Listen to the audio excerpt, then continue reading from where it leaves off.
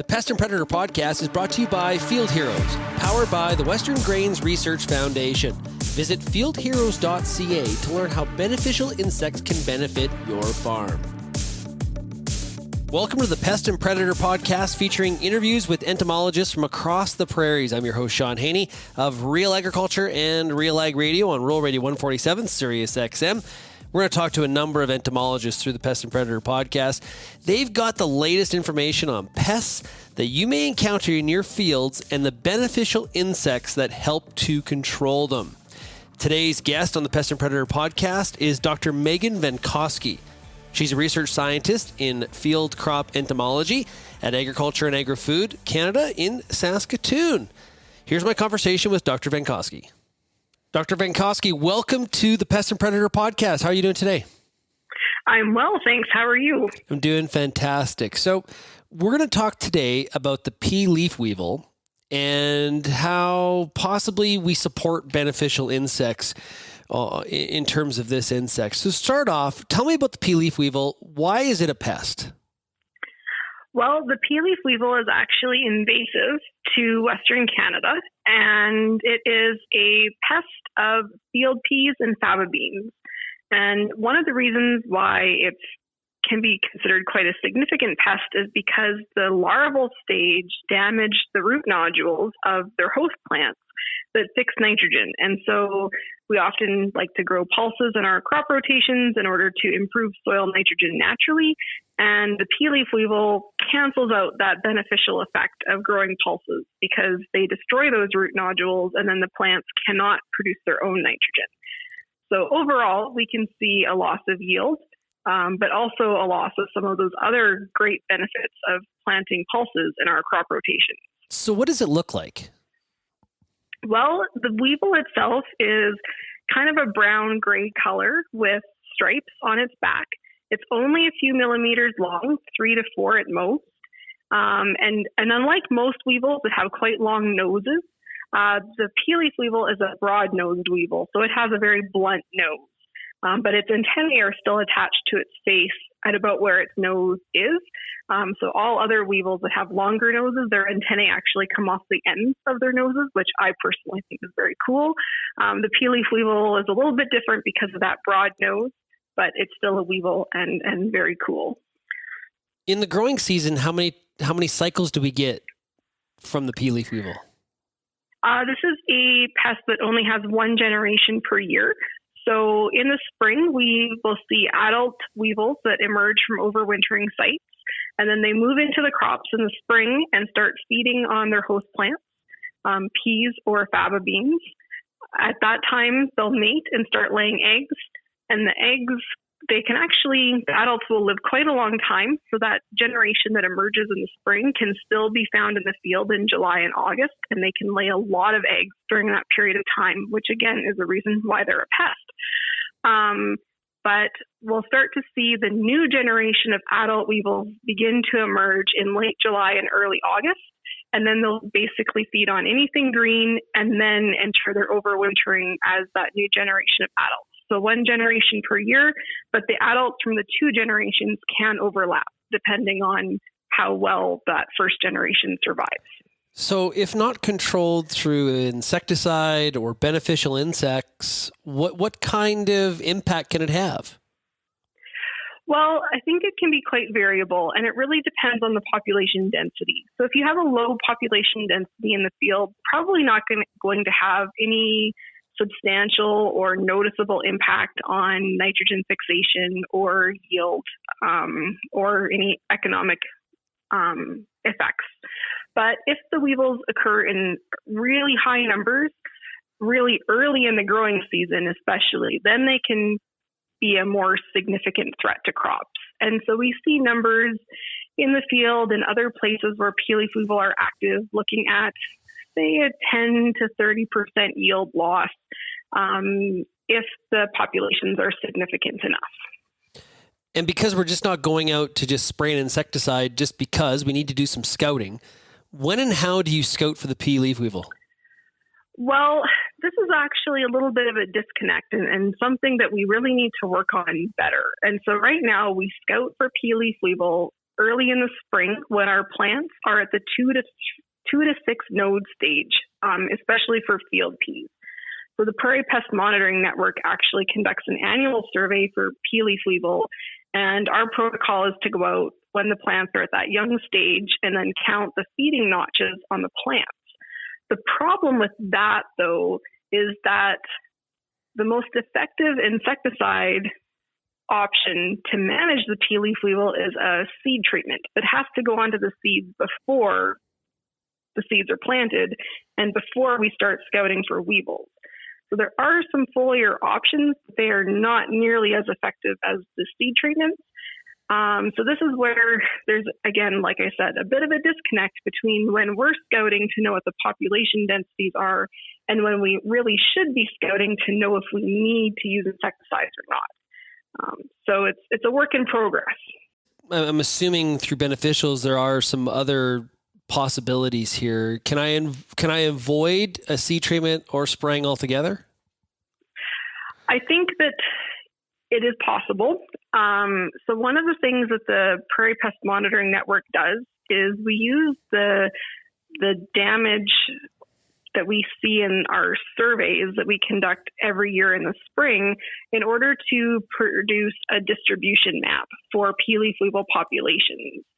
And the accepted knowledge for pea leaf weevil management over the last few years has been that if you are farming field peas or faba bean in an area where pea leaf weevil densities are high, then it might be worth considering using an insecticide seed treatment.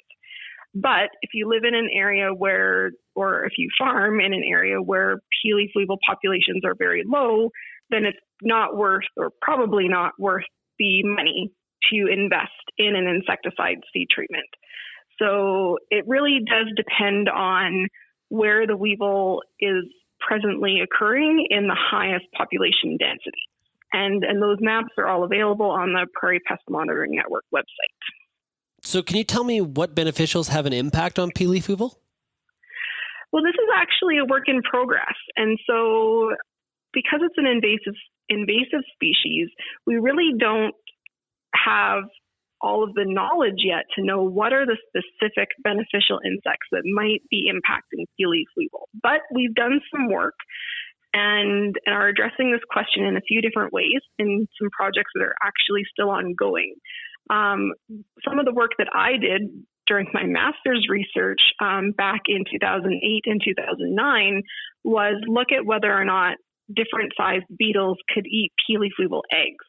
And this is only a lab study, but we did find that small ground beetles of the genus Bembidian could eat pea leaf weevil eggs, whereas larger beetles that were at least a centimeter or longer couldn't eat the pea leaf weevil eggs because their mandibles were too big. So we know that small species of ground beetles and rove beetles actually could potentially be eating pea leaf weevil eggs in the field, but we don't know yet how much of an impact that has on their population.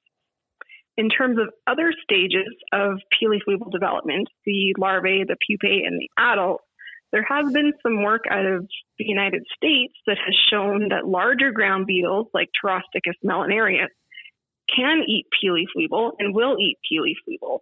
So I actually partnered with Dr. Maya Evenden at the University of Alberta, and we have a graduate student who's looking to answer some of these questions.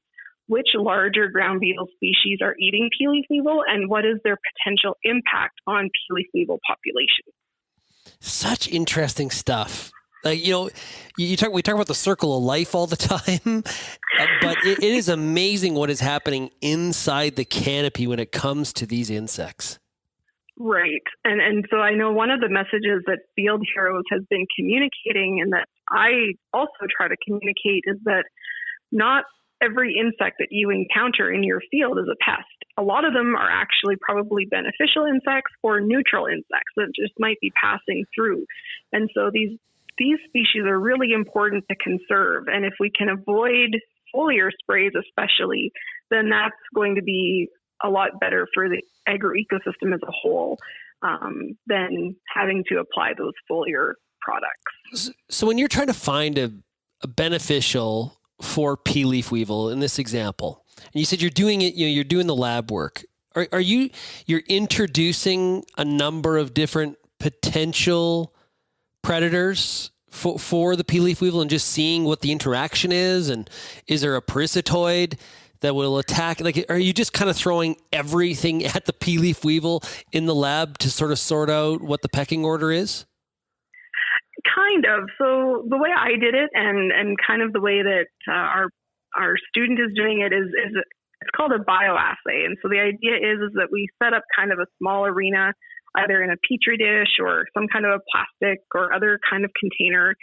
And those can have varying levels of realism, so that they can be very simple, just basically be an empty container with a whole bunch of pea leaf weevil eggs in it that we then introduce a predator to. And we give those predators some time and come back and then see if any of the eggs are gone. So we like to try to do these. Usually we start simple. And so we have a simple container, very simple little environment that we introduce one predator at a time into. And then once we've learned what predators will eat the eggs or will eat the adults and which ones won't, then we can start looking at more complicated scenarios, like will this small ground beetle get eaten by a large ground beetle when it's trying to eat the eggs?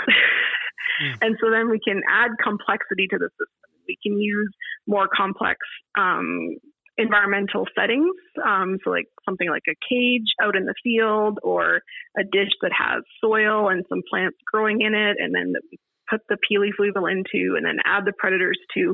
So it can be very simple or very complicated, and we can look at those interactions to ask, do these two different ground beetles work together to reduce pea leaf weevil populations, or do they actually work against each other? And do pea leaf weevil escape control because the predators or the potential predators are just competing with each other? So there's so many different questions we can ask. We can also look at this from a molecular standpoint. And so this is some of the work that our student at the U of A is doing. She's starting to do gut content analysis. So we're catching beetles in the field. We're getting them to basically throw up their lunch and then using molecular techniques to determine what they've been eating. So cool, because they're only 3 millimeters big, right? And so starting out with field observation, it's not like you're studying, are there predators for a duck? And you can look at that duck and you can track it, and you don't lose sight of it if you grab your lunch. These are like, we're talking about tiny, tiny pests here. So very, very interesting stuff. Dr. Vankosky, thank you so much for joining us here this episode of the Pest and Predator podcast. Well, you're very welcome. It's been a pleasure. I hope that maybe this inspires some people to get interested in doing some studies on insects. I hope you enjoyed today's episode of the Pest and Predator podcast. It's brought to you by Field Heroes, powered by the Western Grains Research Foundation. Visit fieldheroes.ca to learn how beneficial insects can benefit your farm.